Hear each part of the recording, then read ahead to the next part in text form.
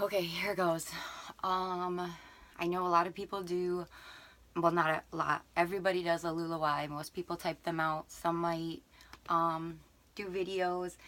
Mine would be way too hard for me to do a video. I'm really nervous about this right now. Um, just because there's so much emotion behind it that I don't know if I could like portray that emotion um, in writing. I'm not a very good writer, so yeah. Okay, this is going to be my why video. I am currently sitting in my Lula changing room in my house. It's small. Right now it's going to keep me closed in and like, I don't know, help me hold together. I don't want to cry. I'm probably going to cry. I have some tissues just in case because I've talked about my journey many times, but I haven't like talked about it from front to back or back to front in a really long time. Like, I mean, my therapist knows everything that's going on. My husband knows. Um, and it's been embarrassing for me, and so I kept it on the DL and didn't tell anybody. So, yeah. So here goes. Okay. I started LuLaRoe to help grow myself. I've had a hard time these past couple of years.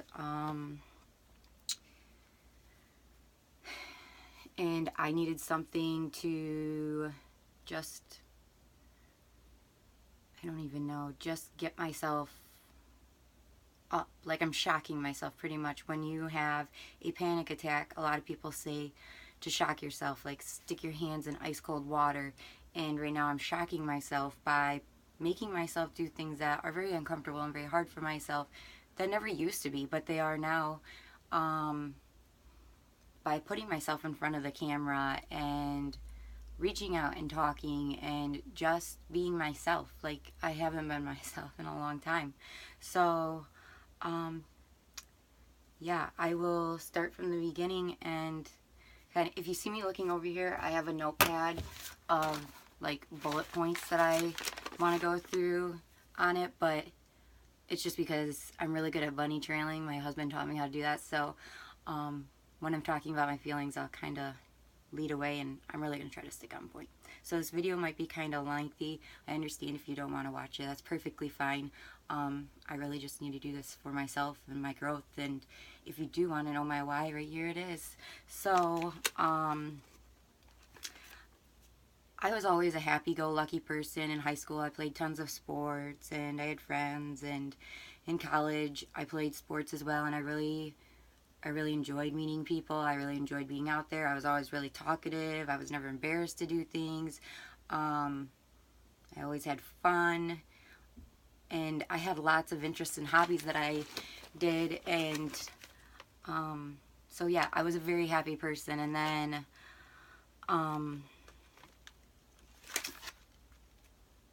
some things like happened during my childhood that were not the greatest, and I didn't have the choice over them, and I didn't realize, I mean, they affected me, but I didn't realize they were going to affect me so much in my life as an adult than I did.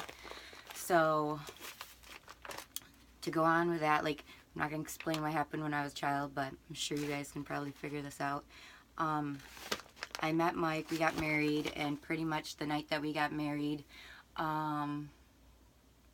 we got pregnant. So I had Dakota 9 months later, and it was a great pregnancy.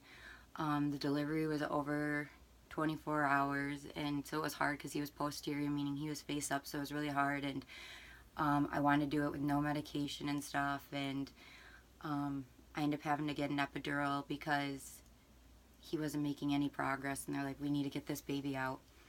So when I went to go deliver Dakota, I had the doctor and then his training assistant with him, and I ended up having an episiotomy, but instead of it tearing naturally, I had to have it cut. So yeah, I didn't realize what kind of journey that was going to be when that happened. And then after we got out of the hospital with Dakota, everything was fine. Like, I mean, now I look back and everybody says I probably was a little OCD. I mean, I've always been OCD in my life, but to the point where like I was everything had to be perfect. Like I had to be able to control everything, and so I ended up finding out that because of that episiotomy, I couldn't sit down, I couldn't stand, I couldn't walk, couldn't do anything. I ended up having to go to a physical therapist for 5 months, for 3 to 4 times a week, and pretty much it started out, she had to desensitize my scar, because my scar was forming like this because it was a clean cut and it wasn't going to heal naturally, and so it was like a mountain, so all these nerve endings were exposed, and it was super painful. So she had to desensitize those, and like it's still, my scar is still like a mountain, but my nerves are just desensitized. And it started out with just like, it was really hard, like it was really awkward. Like here I have Dakota and I'm going to these appointments, and I have this lady doctor, and she's like slowly having to like desensitized with, first she started with a cotton ball, then went to a Q-tip, and like, yeah. And I had to do I ended up having to do that for 5 months. I got out, I got done with doing that, and about a week later, it was Mike's birthday, and we went away, and about a month after that, I found out that I was pregnant again, and Dakota was only 5.5 months at the time, 5.5 months. Our kids are 13 months apart, and it was a shock at first. I mean, at first we really wanted to have kids back to back, but then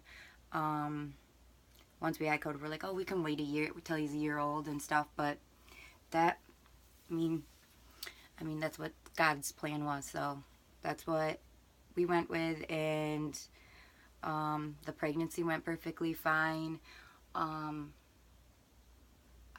During the end of my pregnancy, I kept asking, I was like, is this baby breech? Is this baby breech? And they're like, no, the baby's butt's right here. And I kept telling Mike, and I obsessed over it. I would obsess over it like crazy, talking to Mike every single day, every single night. Like, this baby's breeching. No, it's breech. It feels like it's breech. It doesn't feel normal. Like, it's got to be breech. And then Mike was reassuring me, because the doctor said, no, the baby's butt is up and its head is down. And 2 doctors told me this, and I was like, can I just have an ultrasound? And they were like, no, the baby's butt is right here for sure. And then I was at home, and my water broke, and they were like, oh, just come in, eat some dinner, and then just come in and stuff. And we made it in there, and like the on-call nurse went to go check to see how far along I was, and she's like, how long has this baby been breech for? And I was like, this baby is not breech. I was like, I've asked the doctors a million times, this baby is not breech. And she's like, let me go grab the ultrasound machine. Literally took less than 2 minutes for them to go get an ultrasound machine, and she put it on my belly, and she didn't have to move it around. She's like, this baby is breech. And I was so mad. I was like, no, it's not. I was like, I asked my doctor so many times, and she said this baby was not breech. And then all of a sudden it was just like a rush of people in there, because the umbilical cord was being compressed at the bottom. So that's not good for the baby or the mom. And pretty much it was just a shock all around, and I was scared. I had to go to emergency C-section, and so I got rushed off to emergency C-section, and Mike was supposed to go in there, but when he went, they pretty much brought me in there, and I started having a contraction, and they freaked out because they didn't want me having any more contractions because of the umbilical cord. And so they pretty much just like flipped me over and like gave me a spinal, and then laid me down and stuff. And it was like, as I see it, like when you take a bunch of papers and napkins, throw it up, and they're all like crazy chaotic everywhere, like that's what I see. And I was just crying, and Mike was supposed to be in there, but they were frantic. And then the anesthesiologist was really trying to calm me down and stuff. And Mike came in there, and we didn't know what we were having. And by the time he got in there, Harper was already out. And so they were like, Dad, are you going to name the sex? And so he was like, yeah. And they're like, no, the baby's out. And so she came out, and then he was like, it's a girl, and they brought her over to me, and instantly I was like, that's not my baby. I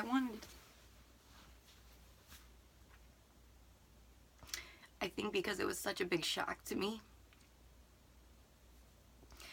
I told him, like, I'm still in labor, that I'm going to go have this baby normal, like, vaginally. And it's hard to think about, because I remember looking and they were like